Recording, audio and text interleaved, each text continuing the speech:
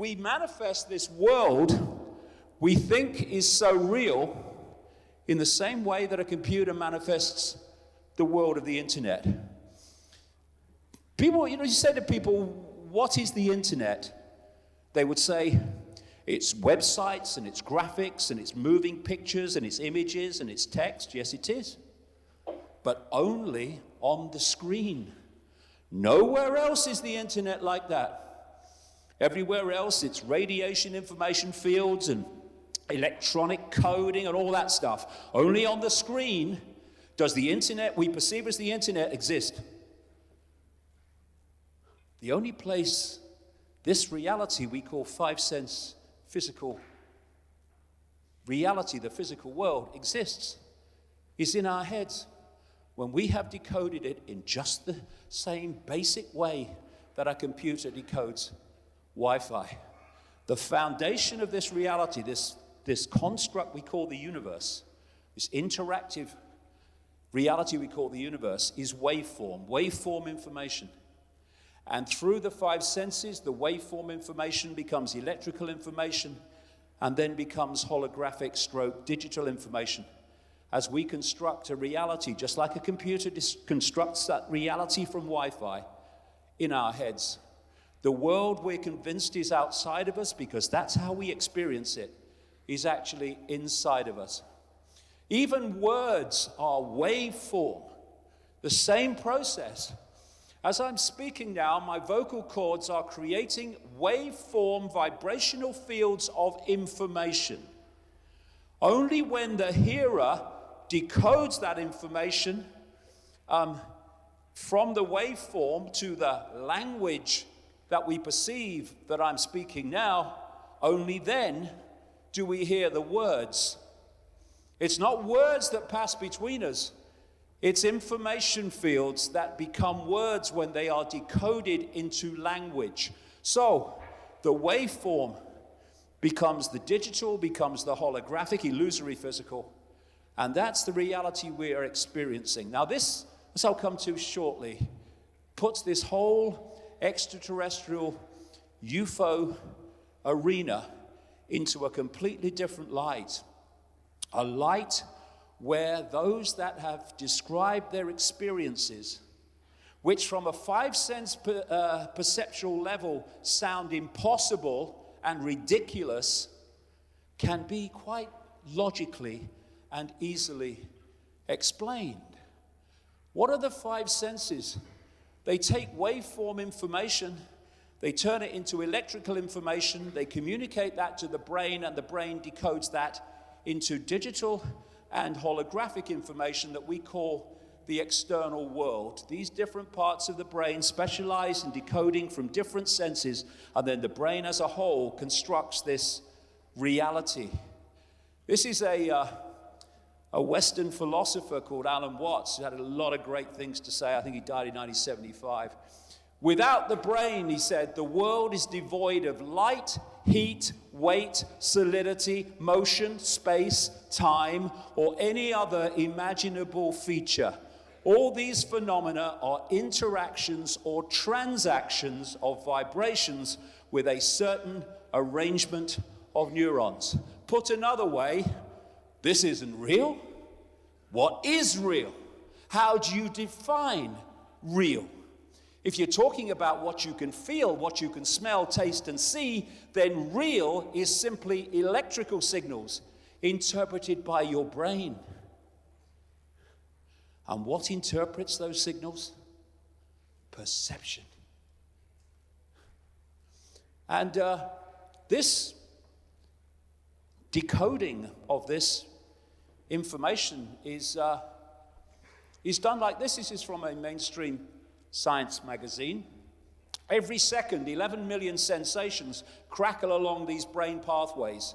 The brain is confronted with an alarming array of images, sounds, and smells, which it rigorously filters down until it is left with a manageable list of around 40 from 11 million. Thus, 40 sensations per second make up what we perceive as reality.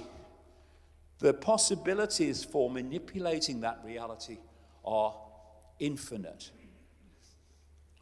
losing time on an abduction, piece of cake. And I was seeing a video this week by a neuroscientist who was saying that the way the brain constructs reality in the way I'm describing is from prior expectations. What it perceives reality to be is how it will construct reality. Now that connection is so massively opening the door to perceptual manipulation. But I would go another step, and I would say, rather than prior expectations, to a very, very large extent, they are programmed expectations. Programmed expectations that come from a lifetime of programming that we call human life. This neuroscientist also said that the I, or me, is a controlled hallucination generated by the brain. Well, it might be generated by the brain or from the brain, but it's generated via the brain. Because what is the brain decoding to create this controlled hallucination? Information received. Control that, you control the hallucination. The reality that we experience is generated by information received by the brain and interpreted by perception. We keep coming back to the same word because this is the foundation of everything. So, one of these controlled hallucinations is that the world is outside of us when it's here all along. And if you can manipulate a computer to dictate what it takes from the Wi-Fi field and puts on the screen, so you can do the same with humanity if you know what you're talking about. This is Max Planck, another pioneer of quantum theory. I regard consciousness as fundamental. I regard matter as derivative from consciousness. Personally, I regard matter as an illusion caused by its particular frequency and the way that we decode it. But this is gives you an idea of how crazy it is. This is by a scientist called Robert Lanza in a book called Biocentrism. And he's describing what happens for us to see a candle and a flame, just a simple thing like that. The flame, he said, is emitting photons or tiny packets of electromagnetic energy, each pulsing electrically and magnetically. These invisible electromagnetic waves strike a human retina, and if and only if the waves happen to measure between 400 and 700 nanometers in length from crest to crest, then their energy is just right to deliver a stimulus to the 8 million cone-shaped cells in the retina.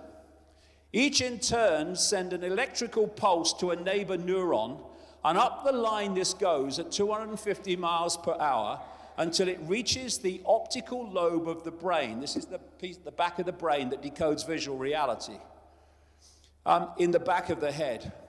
There, a cascading complex of neurons fire from the incoming stimuli, and we subjectively perceive this experience as a yellow brightness occurring in a place we have been conditioned to call the external world. The reality that we think we're experiencing is nothing like what we're really experiencing. Does a falling tree make a noise? Only if you hear it. What? That's crazy. No, it's not. Because when a falling tree makes a noise, just as my voice becoming words has to have a decoder, receiver to do that, another person, so the tree falls, what it just does is disturb the energetic field and create a vibrational disturbance. If there's no one there, then it makes no noise. If there's someone there, that disturbance is decoded by the hearing senses into electrical form, sent to the brain, and the brain hears the sound of what we call a tree falling. Now, put all this together, and suddenly these apparently fantastic impossible descriptions of experiences by people who say they've interacted with extraterrestrial beings, entities, takes on a whole new level of simple explanation. Everything we call real, said Niels Bohr, another great pioneer of quantum physics. Everything we call real is made of things that cannot be regarded as real. This is an atom. We're told that atoms make up the physical world, and that's why it's physical. The atom has no solidity. You've got the nucleus, you've got the electrons going around it, and the space between them is absolutely fantastic. The space that is depicted on this screen is only there to get it on the screen. In truth, it is vastly greater than that. Atoms that have no solidity, and in the end, if you go deep enough, the nucleus and the electrons have no solidity, cannot a solid world make. But it doesn't have to, because the world isn't solid. Currently, I am walking around in my own head, my own perception, my own controlled hallucination. Here's a great quote. If the nucleus of an atom were the size of a peanut, the atom would be about the size of a baseball stadium. If we lost all the dead space inside our atoms, we would each be able to fit into a particle of dust, and the entire human race would fit into the volume of a sugar cube. There is no physical, only the decoded perception of it. What we call physical reality is holographic, that actually is not outside of us, that appears to be, we appears to experience it like that. It's inside of us. Human life is like watching an interactive virtual reality movie. The question is, are we going to watch it with a headset on and see it in the way that those that wish to dictate events want us to see it? Or are we going to open our awareness and see it in the panorama beyond that, and thus look back at this world and go, it's a piece of shit. Yes, exactly what it is. A hoax, an illusion. And what is happening when people play these sophisticated computer games? They are hacking into the same 5 sense decoding process through which we create our reality. Through the headset, through the gloves, through the headphones. The brain is being hijacked. Its information source, its normal information source, is being overridden, and thus it creates a reality which, as technology expands and expands, is getting closer and closer and closer to the reality that we're experiencing as the world.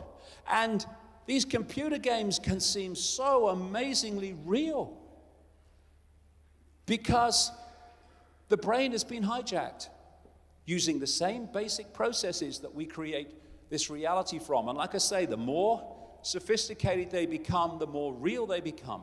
And people can be inserted into our reality through this virtual reality. Anything can. So maybe these people that describe their experiences with non-human entities may not be as crazy as the 5 senses would perceive them to be. The physics of this, of computer games, is the same basic physics as our reality. The internet, computer games, all these things are technological mirrors, plagiarizations of reality as we are decoding it. And there's a reason for that. Just my opinion, I've had it for a very, very long time, that this level of 5 sense reality is actually a simulation. And this is not so much a world as an information source which we are decoding into an apparent world. And because it's a simulation, it's not natural, it's being created, I suggest, by a non-human force that I write about in my books. And this is why when people say, well, if we create our own reality, how can I see them lights? And everyone sees them lights, and everyone sees this, and everyone sees this car, everyone sees this house. Because we are decoding this basic construct we call the world in the same way that we decode computer games. And you're not going to see it if you're in this world and of it. All you're going to have is that information source to try to get a fix on what the information source is, i.e. the world we're experiencing. When you expand your perceptions, your consciousness beyond the program, beyond the frequency limitation of the program, then you start to get insights into this world. You might not go out there and look back and see it, but you hear somewhere, just know, perceive, have insight, understanding, intuitive knowing about the world that you live in, because you are not totally being controlled by information received by this simulation. The 5 sense level is, if that's all we operate on. So this is the real world that people talk about, which is not real at all. And so when people talk about the fact that they were beamed up on some beam of light into a ship, then people react. Again, it's all about information. It's like the Wi-Fi. Oh, load of rubbish. Oh, yeah, I understand that, yeah. If you believe the world is physical and solid, and the human body is physical and solid, then first of all, anything, for instance, like shape-shifting, impossible. Once you realize it's not solid, it's an information field, and you can have hybrid information fields which are different, what we would call genetic forms, then you can move between the two, and to the observer, as they decode that information field, in here, it appears that you have shifted from one shape to another. And people say, you can't do that, you can't go from a solid body to a solid body. No, you can't. But there is no solid. It's all information fields being decoded. And so, when people say a physical body cannot be taken up into a ship on a beam of light, but there is no physical. Thus, anything becomes possible once you realize that. And keeping people in the dark means people are going to dismiss things that are happening because they cannot perceive how they could happen. This is mainstream science. We can't understand how it can happen, so it can't be happening. Anyone in the UFO extraterrestrial research arena will know that one. Instead of looking at something and say, well, look at the evidence, it is happening, so how is it happening? Which is what people with true intelligence do. And this is how ridiculous it is, this reality. How illusory it is. The observer decodes it.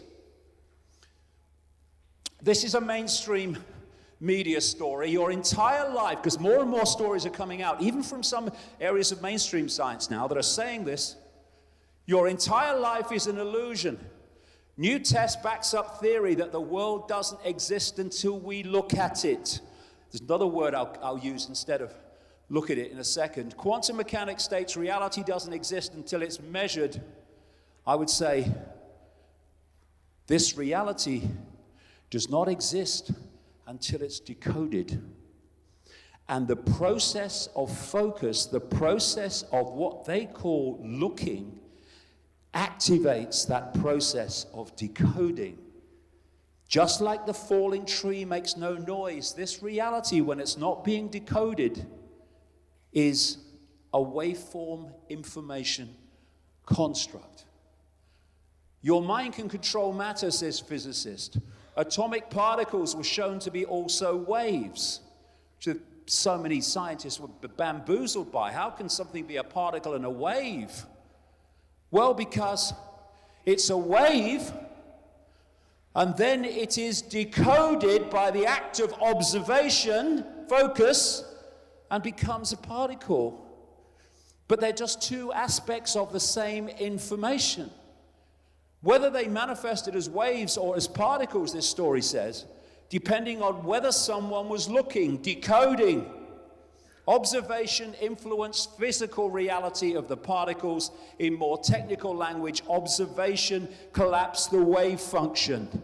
Decoding collapses the wave function into the holographic world that we think is outside of us. They call it the observer effect in science.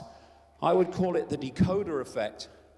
Now, this is a Nobel physicist, John Wheeler. No phenomenon is a real phenomenon until it is an observed phenomenon, a decoded phenomenon.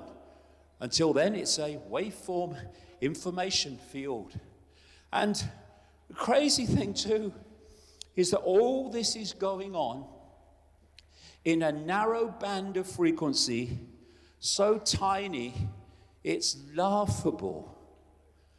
The amount of infinite reality, i.e. infinite consciousness, that we can perceive is ridiculous to the point of insanity. According to mainstream science, the electromagnetic field, what we call light, is 0.005% of what exists in the universe. Some say it's a bit more, but not much. And all the rest, the scientists talk about dark energy and dark matter. I don't actually buy that explanation in the detail that they present it, but it's safe to say that all but a tiny fraction of reality, this universe included, is not seen by us. And even more hilarious is that within the 0.005%, all we can see of that is that sliver we call, or scientists call, visible light.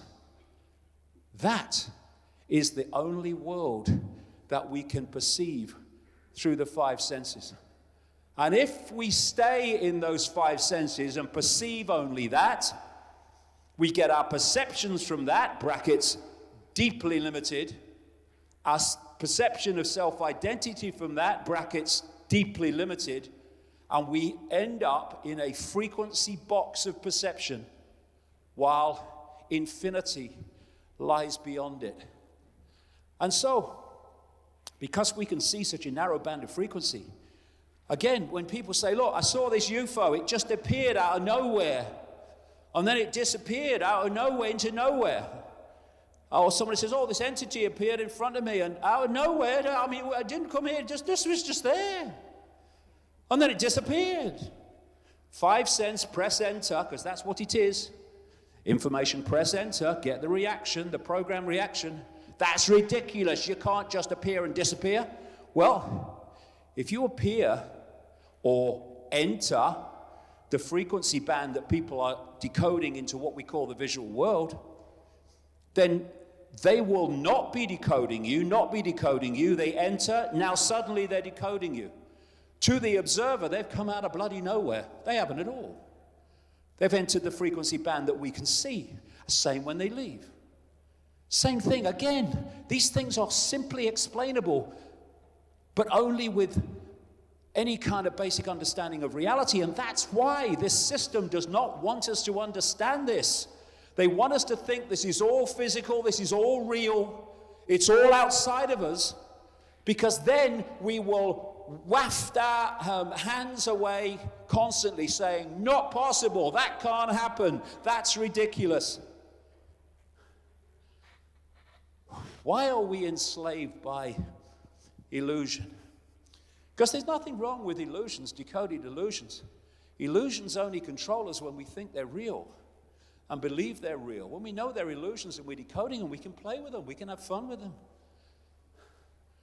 The reason that these illusions are enslaving us is because they're meant to. I can't go into this now because I want to stay on this subject today. But there is a web of human control that ultimately goes into the realms beyond this realm of human sight, into the unseen realms and has a non-human origin, a non-human spider at the center of the web, if you like, and then comes into our reality in the form of bloodline families, secret societies, and so on, which are dictating events in the world of the seen. And the whole foundation of this control is control of perception for all the reasons that I'm talking about. Who creates our reality? We do, but we do in the sense that our brain decodes, interprets reality. But it interprets reality on the basis of information received. Thus, whoever controls the information received, if it's not filtered by an awakened conscious mind, dictates the perceptions on which the brain decodes and structures and constructs this controlled hallucination. And if you can hijack what information people receive, you hijack their perceptions, you hijack the way they decode reality, and it becomes a self-fulfilling prophecy. And of course, until relatively recently, scientists thought, because what you get with scientists, what we know is, and what you mean, mate, is what you think you know is now, and you'll know something else later. What we know is, they said, once the brain is formed, then that's how it is. Now they realize that's not only nonsense, the opposite is the case. Because of something called brain placidity, where the brain changes, rewires itself on the basis of what? Information received. This is why all this smart technology in all its forms is changing the human brain, because it's a vastly different information source to what was there before. And therefore, if you through your life are continually receiving the same information, the same perception of reality, your brain will rewire and reroute itself to constantly create that self-fulfilling prophecy. Got your perceptions, got you. And this is why human life, when you look at it from outside of the illusion, is one big program to impose a perception which imposes an experienced reality. Because what it is a narrow band of possibility. And what do you need to interact in an expanded way with the fields of possibility and potentialities? You need an expanded sense of the possible. What this postage stamp consensus is a squeezing of the possible. And from cradle to grave, that's basically all the information that people ever hear or see. And thus it becomes their normal. Everybody knows that, mate.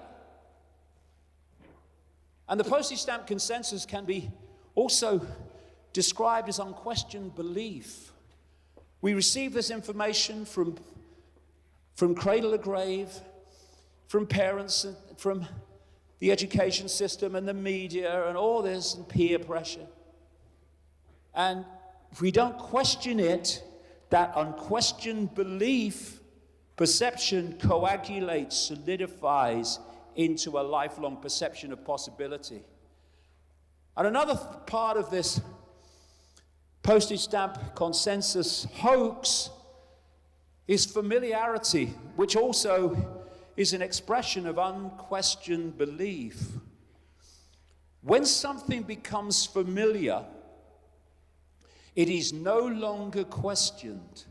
It becomes a gimme. It becomes an everyone knows that. It becomes this is the real world, mate.